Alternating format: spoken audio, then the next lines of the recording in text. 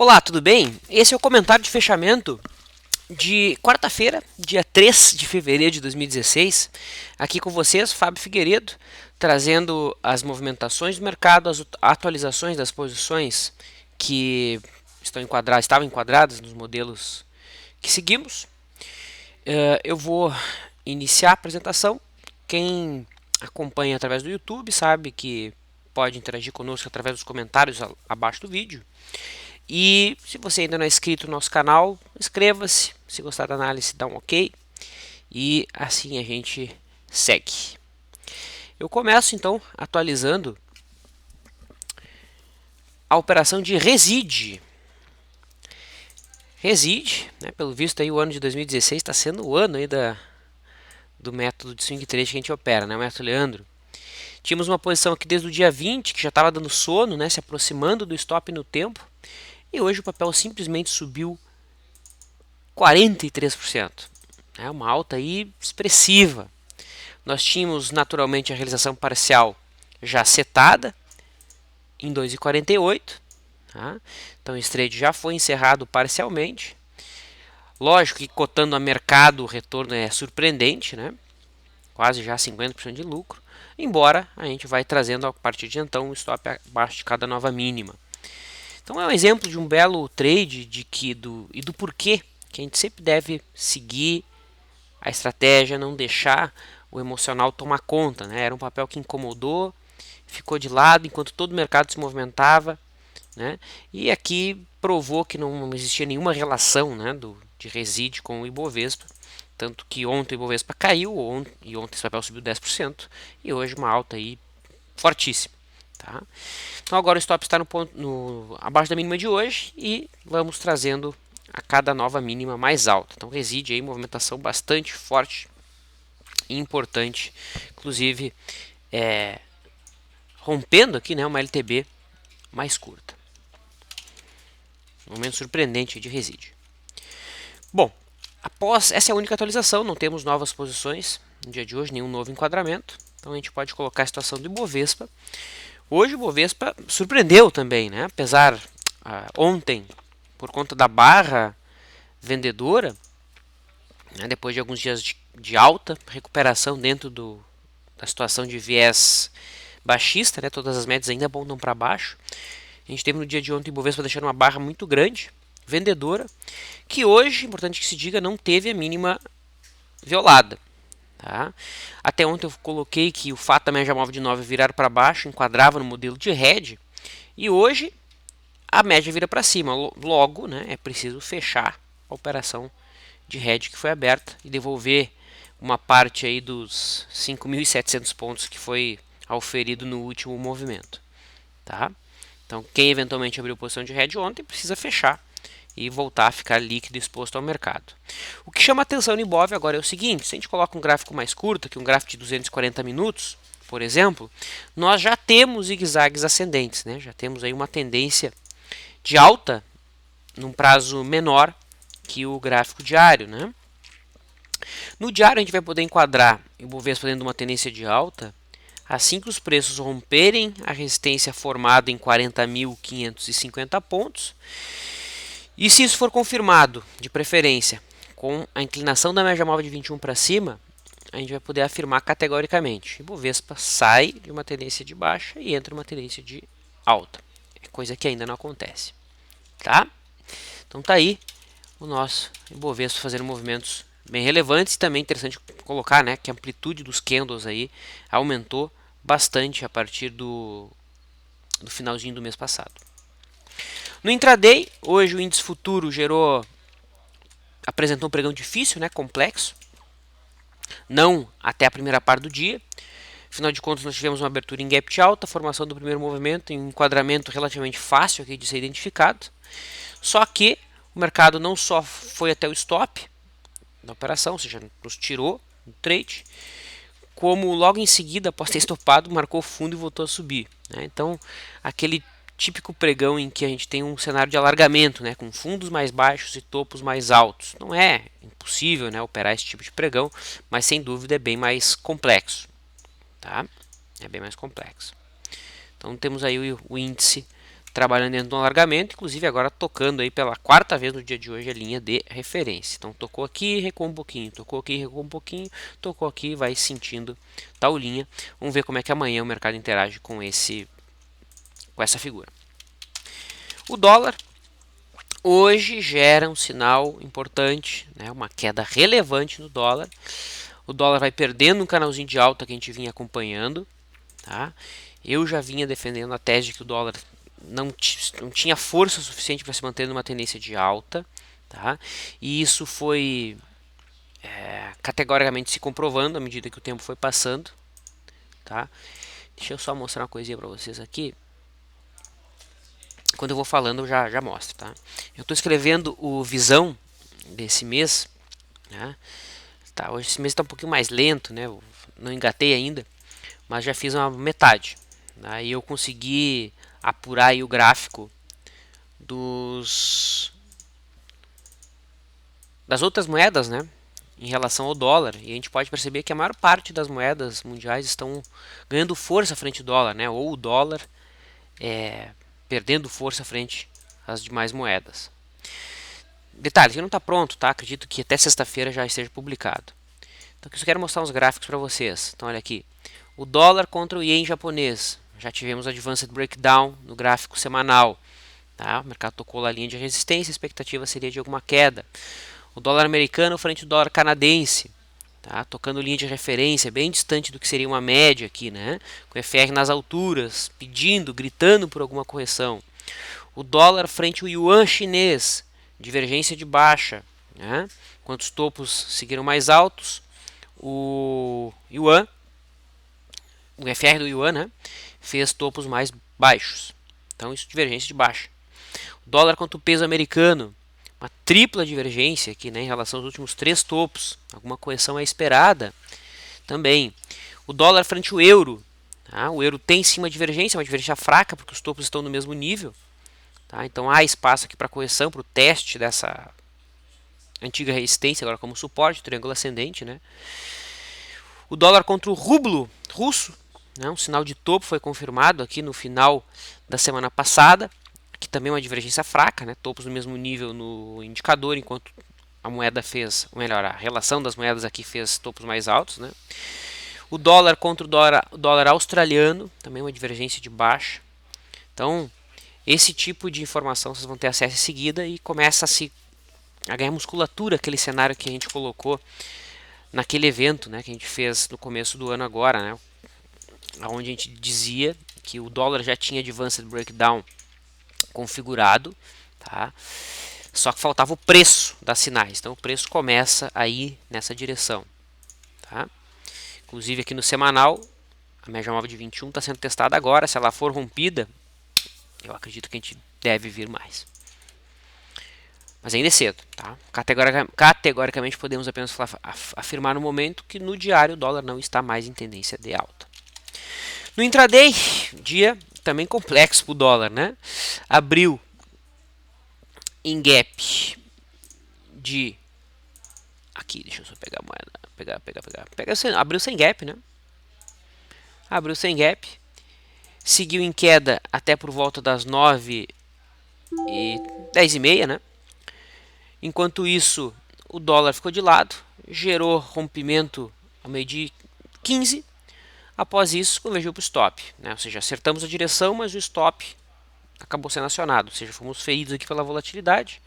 Não era um stop curto, né? Respeitamos o padrão, só que o mercado foi difícil, foi arredio. Tá? Dólar bastante fraco hoje, caindo 2,40%. Ok? Só um momentinho.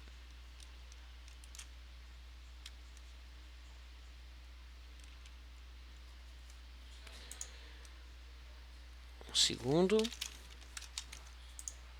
Feito. Bom, seguindo agora com o juro. Então temos aí o juro futuro, deixando aqui um doji, né, um candle de dúvida, testando uma linha de tendência de alta que conecta aqui os fundos do final de 2014 e fundo de 2015. O mercado não quer saber de subir a partir do teste aí dessa LTA.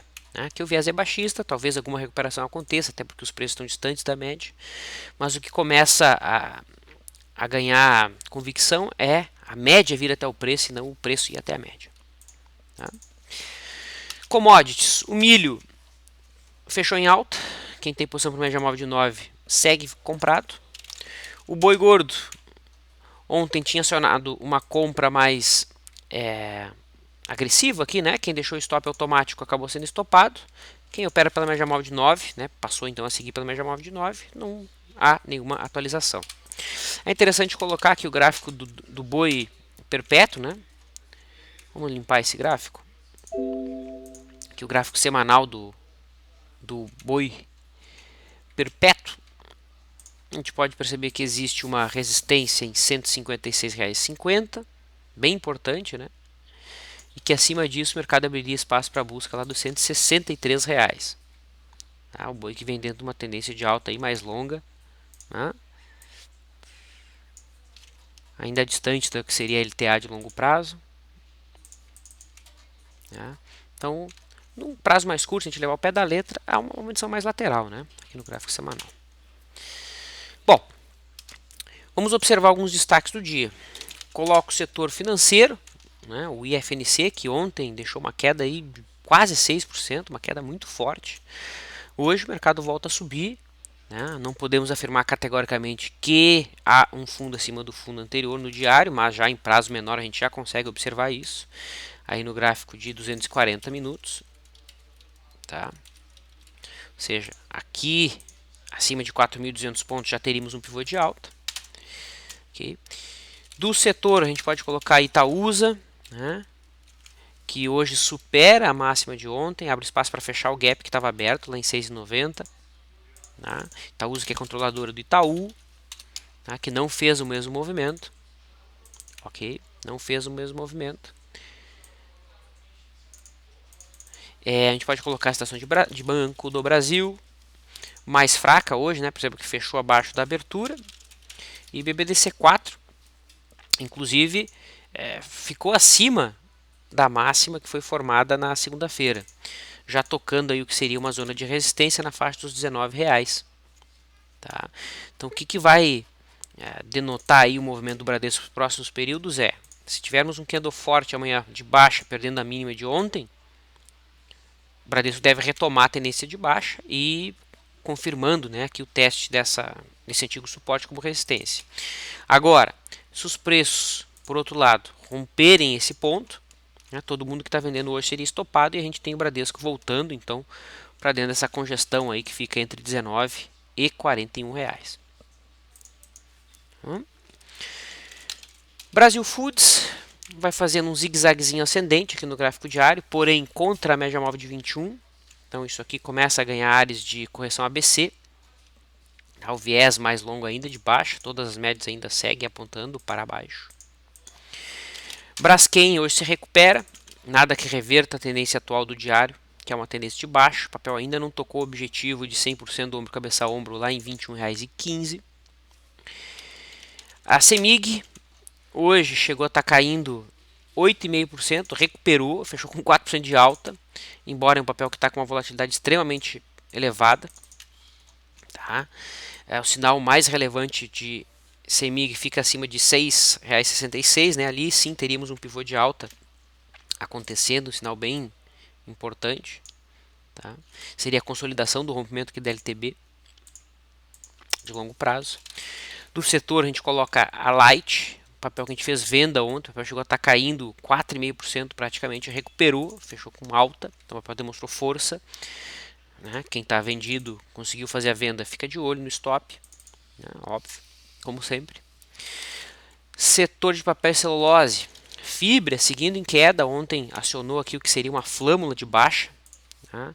Mastro, a flâmula em formato triangular, a gente pode projetar alvo na faixa dos R$36, pelo visto é para lá que ela está indo, né? Hoje vai perdendo aqui a mínima do suporte dado no ano passado. Vamos ver aqui onde é que passa uma LTA mais longa dela. Está longe ainda de encontrar LTA de longo prazo, né? Então tem espaço para continuar em queda. SUSB5 hoje encontrou, ao contrário de fibra, já encontrou LTA de longo prazo, aqui na faixa de 13,75. Ali deixou um candle de sombra inferior. Se fosse um candle branco e fora da banda, a gente poderia estudar uma operação de retorno à média, porque a distância aqui é razoável, né? Está ali no mínimo nos 30% em relação à volatilidade. Então, para quem é mais ousado, a superação da máxima de hoje pode representar como algum argumento de compra. Grendene, que ontem deixou uma barra grande, embora testando aqui a zona de resistência dada pelos 16, hoje deixou um candle ali vendedor. Consolidou então o teste da antiga LTA como resistência, perda de mínima, dá para trabalhar uma venda. Tá? Grande ponto, eu ia dizer que não tem aluguel, mas tem aluguel sim. Então, um indivíduo mais ousado que queira buscar uma venda, errado não está.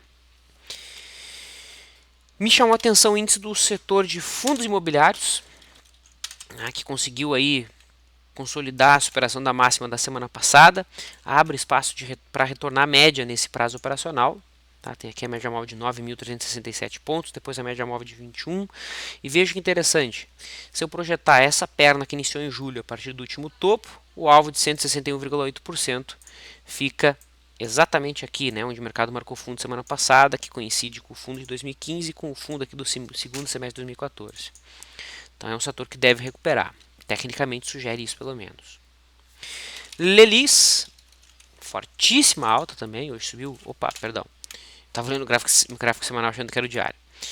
Mas ainda assim, a leitura é tão positiva quanto, né? Hoje subiu 16%, tá? Até mesmo no semanal aqui vai fazendo um pivô de alta. Né? No gráfico diário fica um pivôzão aí de prazo maior. Tem uma simetria aberta bem relevante, né? O papel caiu praticamente em linha reta, não me espanta ver esse papel voltando lá para a zona dos R$10. O problema é o ponto de entrada, né? Não tem um ponto de entrada claro e limpo aí no gráfico diário no momento. Papel bem distante aqui em relação à média, né? 80% é o índice de afastamento. OFSA3, ouro fino, é um papel que não tem uma liquidez tão grande, porém, veja o sinal que esse papel está fazendo. A gente já tinha comentado que esse papel estava dentro de um canal de alta, né? E que, caso viesse a se livrar aqui dos R$37, a gente poderia pegar esse canal e duplicar. Então, na realidade, o mercado fez isso ontem e hoje permaneceu acima da resistência rompida. Então é um papel que vale a pena acompanhar aí nas próximas correções que acontecerem. Lembrando que não tem liquidez, tem que tomar cuidado, né? Posições pequenas, tentar surfar a tendência. Pombo 4 demonstrou força, Marco Polo, né? Vai conseguindo se livrar aqui do topo anterior, vai confirmando aquela simetria que a gente deixou traçada, né? Cujo alvo ficaria lá na faixa dos R$2,70. Infelizmente não houve nenhuma compra muito fácil aqui de ser pega, não sei quem opera por média móvel, não questiona nenhum tipo de sinal, aí sim estaria dentro da operação. SMTO3 é um papel que vale a pena ficar de olho, acima dos R$50, né, 49,60, rompe topo histórico se isso acontecer, né? Então fiquem de olho nesse ponto. Vale 5. Hoje teve uma alta de 6%, mas dentro de um viés baixista ainda. Prefiro a Vale 3, né, que consolidou aqui o suporte na faixa dos 8,70. Dá até para chamar isso aqui de algum tipo de alargamento, né, alguma coisa nesse sentido. Vou colocar um gráfico aí de 60 minutos, esse fica mais fácil de a gente identificar. Olha aí. Então tem aí uma possível figura de alargamento, né? Isso aí abriria espaço para ela ir voltar para a linha de referência superior lá na faixa dos R$10. Vale 3 mais clara que a Vale 5. Tá? Nada que motive uma posição mais ousada, até porque a tendência não virou ainda, ela segue sendo de baixo. E para fechar, a Petrobras, que hoje também chegou a estar caindo por volta de 2,5%, recuperou, deixa um candle comprador. A superação da máxima de hoje é válido interpretar um fundo reflexo, né? Se a máxima de hoje for superado, o objetivo ficaria aqui em 5,15. A PET3 não tem exatamente o mesmo cenário. Ok? Feito esse pequeno resumo, a gente pode olhar aqui algumas perguntas que o pessoal deixou. O Paulo coloca: Vlad, me dê um help, eu mandei uma ordem errada e comprei opções Petro E95, um vencimento em maio, não tem liquidez alguma. O que eu deveria fazer nesse caso? Muito obrigado desde já. O importante é entender o que exatamente você queria fazer, Paulo. Manda um e-mail para mim, fabio@leandrostormer.com.br. Daqui a pouco a gente pode tentar estudar alguma trava, alguma coisa para pelo menos tu zerar o teu risco direcional, tá? Mas para isso a gente tem que estudar exatamente qual foi a posição que você montou, tá? Tem coisa para fazer sim, tá? Então fica tranquilo, a gente consegue zerar o risco dessa tua posição, ok? Ou vendendo ativo, alguma coisa nesse sentido a gente consegue fazer. Tá? Então, se você comprou call, a venda de Petrobras no mesmo delta, você consegue zerar o risco. Tá? Só que daí tem que estudar se vale a pena, porque você comprou lá para maio, né? Mas enfim, me manda um e-mail que a gente conversa e eu te detalho melhor. O Lemes questiona sobre possível operação de FR2. Pois é, não há operação de FR2, não passou nada, né? Tem que questionar ele ali, uma posição, não foi feita nenhuma não, Lemes. Nem ontem e nem hoje. Ok?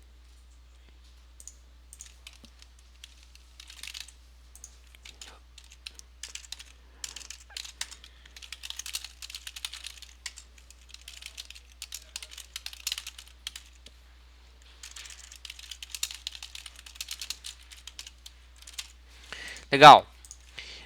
O RS Maia deixou aqui uma solicitação em relação a CEMIC, se é um ponto contínuo, se é confiável. Bom, eu não consigo te responder com toda a propriedade do mundo, RS Maia, porque eu teria que ter uma ferramenta para backtest aqui, né? Mas o ideal é fazer exatamente o que está fazendo. Questionar. Ah, é um ponto contínuo. Ok, mas funciona no papel que eu estou querendo operar o ponto contínuo? Então, fizeste muito bem. Visualmente, né? Aqui a média azul parece ter funcionado muito bem, principalmente aqui na queda, né? Aqui um ponto contínuo. Deixa eu deixar só a média móvel de 21 aqui. Ó, ponto contínuo. Aqui ponto contínuo. Aqui não é ponto contínuo, não tocou na média, né? Aqui é ponto contínuo. Cortou, voltou para testar, ponto contínuo. Visualmente parece, ó, ponto contínuo na venda. Tá? Ponto contínuo. Certo? E como é para swing trade, se você olhar o último ano, já tá bom. Tá? Não adianta você querer olhar lá o ano de 2003. O papel tinha outro comportamento, né? Literalmente tinha outro comportamento, né? Olha como é que era o comportamento dela aqui de 97 a 2003.